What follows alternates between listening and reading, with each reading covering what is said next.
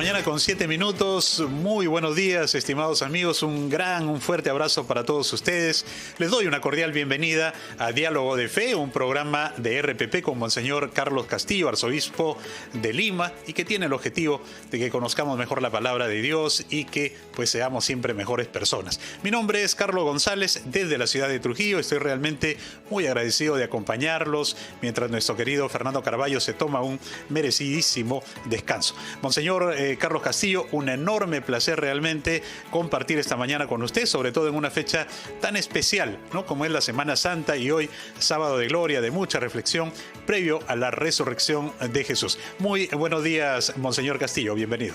Buenos días, Carlos. Una gran alegría estar juntos en este programa y también una gran alegría de saludar a todos en este tránsito de la muerte a la vida, del camino de la resurrección, que es el camino de la gracia, del amor de Dios que nos ha destinado a algo más grande todavía. Y precisamente, Monseñor Castillo, el Evangelio que se va a leer mañana domingo corresponde a San Juan 19, del 1 al 9, es el relato de la experiencia de la resurrección de Jesús, que es considerada como dogma fundamental de la fe en Cristo. ¿Por qué esta consideración, Monseñor Castillo, y qué tan importante es esto para los cristianos? Bueno, dogma es una verdad de fe, ¿no? Estas verdades que nos dice el Señor, porque nos ha comunicado, y nosotros inclusive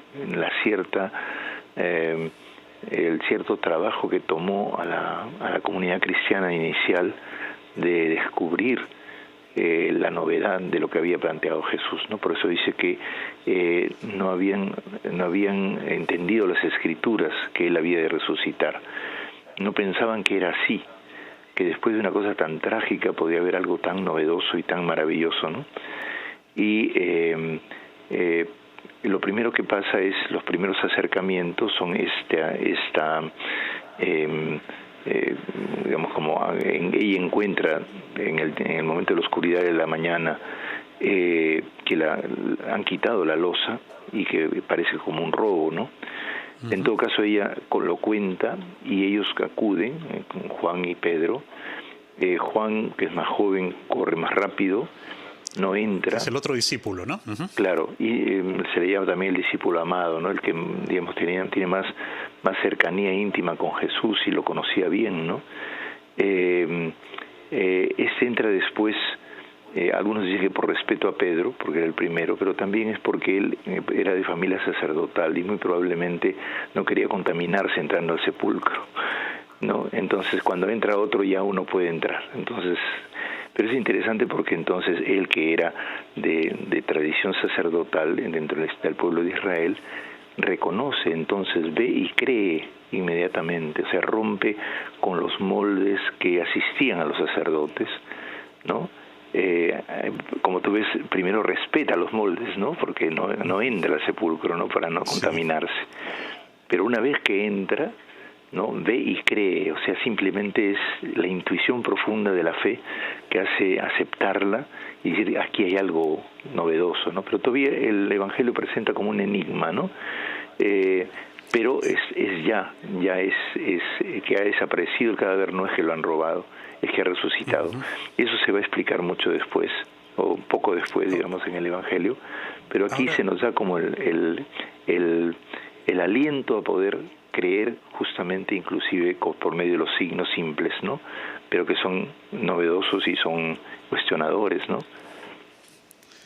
Como muy bien nos comenta Monseñor, entonces esta experiencia de fe se presenta pues de manera diferente en los tres personajes en el Evangelio, ¿no? María Magdalena, Pedro, Juan.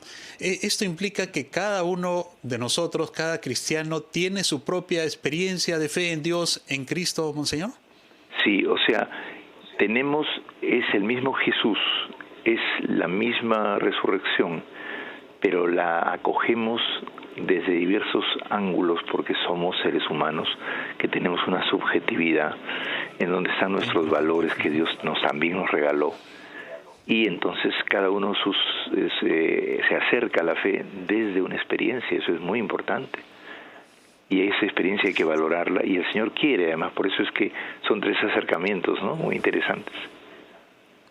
¿Es posible, Monseñor, pedirle fe a los damnificados en las regiones del norte del país, por ejemplo, en estos momentos, personas que sufren ahora por la consecuencia de las lluvias y los huaicos, ¿no?, ya que estamos hablando de una experiencia de fe? Mira, la fe tiene momentos de dudas y de tropiezos muy grandes, ¿no? Podríamos hacer la misma pregunta. ¿Le podemos pedir a Jesús, después de todo lo que le han hecho, tener fe en el Padre? Y sin embargo, en realidad la fe no es una cosa que se obliga, que se quiere, es algo que se suscita dentro de las situaciones, y que además en el fondo de nosotros, en medio del dolor, siempre, como nos sentimos débiles, nos abrimos a algo mejor. El asunto es que probablemente tienen menos fe quien tiene fe en otra cosa, y ha sustituido ese sentido hondo, trascendente, fundamental de que la vida tiene su última palabra más allá de la muerte. Cuando uno se ha encerrado diciendo, por ejemplo, que el dinero es sin dinero no hacemos nada, no le damos características de Dios. Lo mismo si yo soy el que manda aquí y nadie más me va a decir nada, me encierro, y eso es la muerte anticipada. El dinero como Dios es la muerte anticipada.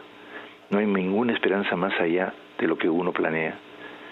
Dios nos hizo abiertos, ¿no? Nos hizo para Él. Como dice San Agustín, nos hiciste para ti, Señor, y nuestro corazón siempre debe estar inquieto hasta que en ti no descanse, ¿no? Eso es una frase fundamental. La fe, entonces, no la reclamamos. La fe viene por sí sola y debemos tener simplemente la apertura de que las cosas tal como suceden no son la última palabra. Qué importante explicación, Monseñor. Permítanos, por favor, solo unos segundos, y luego vamos a regresar para escuchar al Papa, la audiencia del Papa Francisco, y que usted nos va a ayudar a entender mejor su mensaje. Regresamos.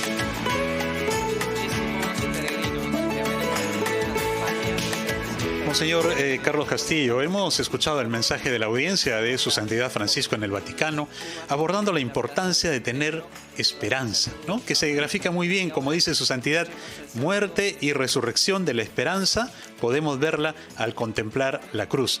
Una esperanza, Monseñor, que los peruanos tampoco podemos perder, ¿no?, pese a las circunstancias. Sí, mira, nosotros hemos sido habituados, porque está entre las explicaciones de la resurrección, que por ejemplo cuando moriremos tendremos una esperanza más allá, nuestra alma irá al cielo, pero la fe cristiana dice mucho más. Por ejemplo, no dice que el Señor al final de la historia nos resucitará a todos con nuestros propios cuerpos, etcétera, ¿no?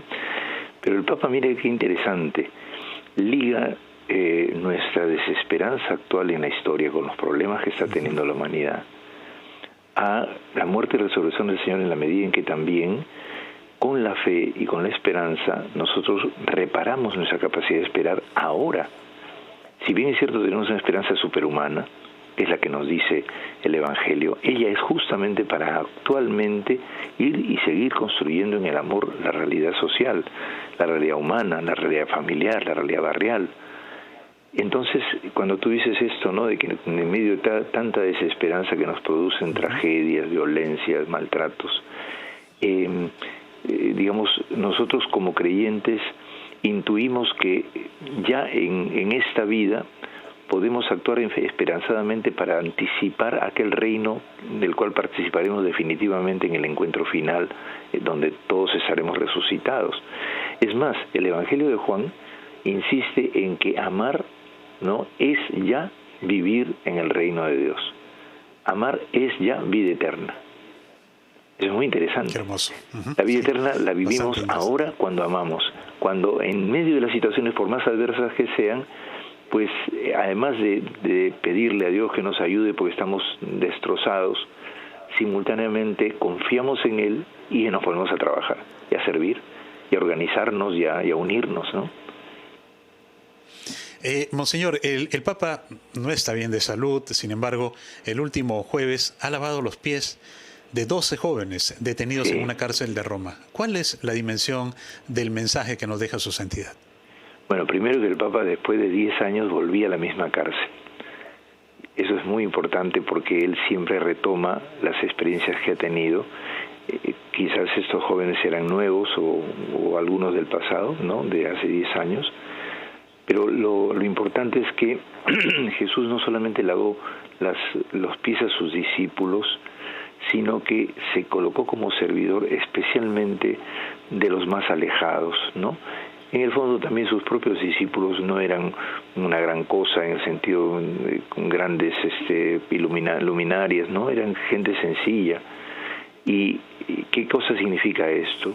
Que Él se inclina para lavar los pies para que sigamos caminando en la vida. Yo soy el camino, la verdad y la vida, y por eso entonces les lavo los pies, me pongo a su servicio para que puedan caminar en esta vida y hacer un anticipo en esta vida de la eternidad, ¿no? Por eso es el camino, la verdad y la vida. Él nos da vida ahora. Porque además es interesante el modo en que muere el Señor, tomando la condición del último, del más postergado, del maltratado, del abandonado. Es lo que sucede en las cárceles y en ese caso en los jóvenes, ¿no?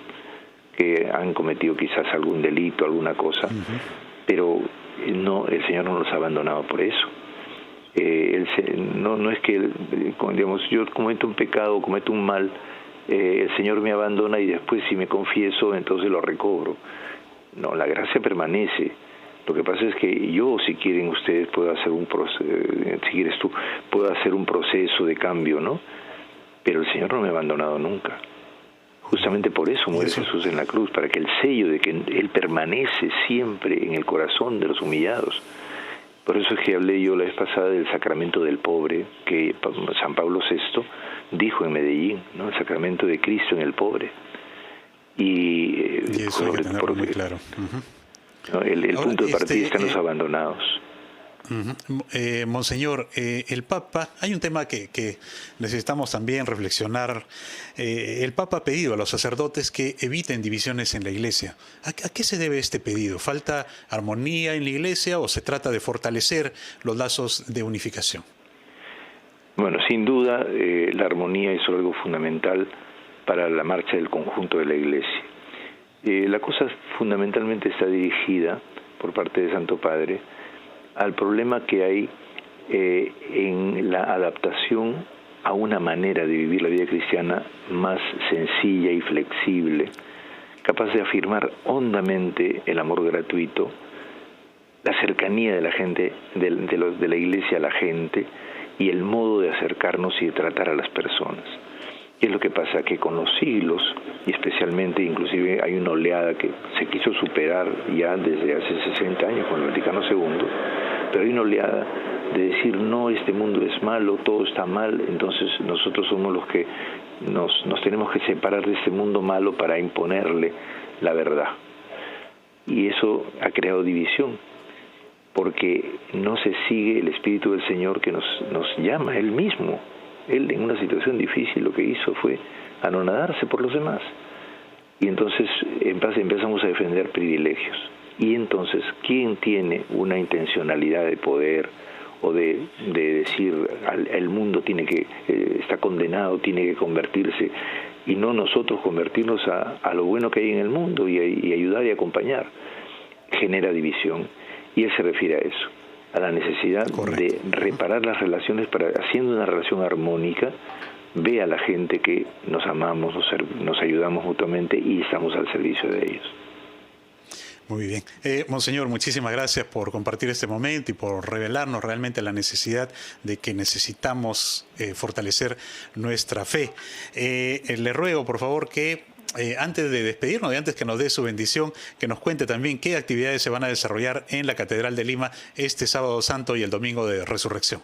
Bueno, hoy día tenemos a las 8 de la noche la ceremonia, el acto litúrgico más bello, que es la misa, pero la misa de la Vigilia Pascual, donde se leen las 7 lecturas desde el Antiguo Testamento al Nuevo, y luego se completan con el Evangelio y la Epístola.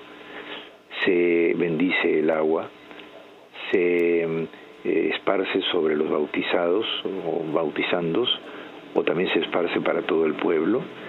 Se hace una oración de letanía, de recuerdo de todos los santos que han vivido en el Señor durante siglos, y luego se celebra la misa y se canta el Gloria con alegría. Es una misa y todo se comienza a oscuras con el pregón pascual, a oscuras con el cirio y el canto del pregón pascual, que es un canto que se canta en la noche, con las luces encendidas y las luces apagadas completamente. Las luces, lo que se enciende son las velas, ¿no?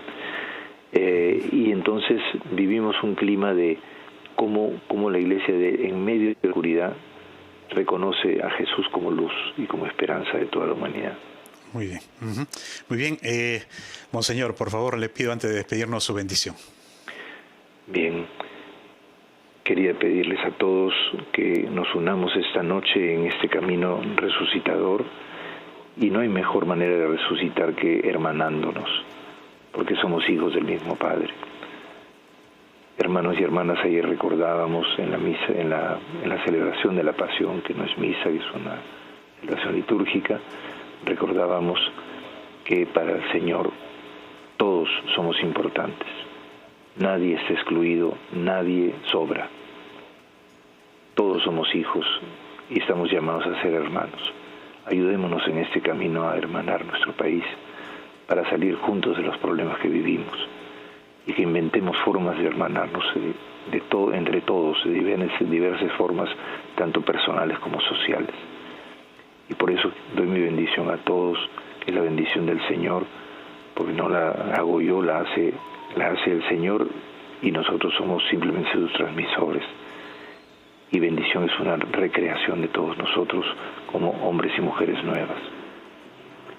La bendición de Dios, misericordioso y todopoderoso, Padre, Hijo y Espíritu Santo, descienda sobre todos nosotros y permanezca para siempre. Amén. Amén. Muchas gracias, Monseñor Carlos Castillo. Un grato y feliz sábado y domingo, y también un gran día, un hermoso fin de semana para todo el Perú. Nos encontramos en una próxima edición de Diálogo de Fe. Muy buenos días. Buenos días, Carlos.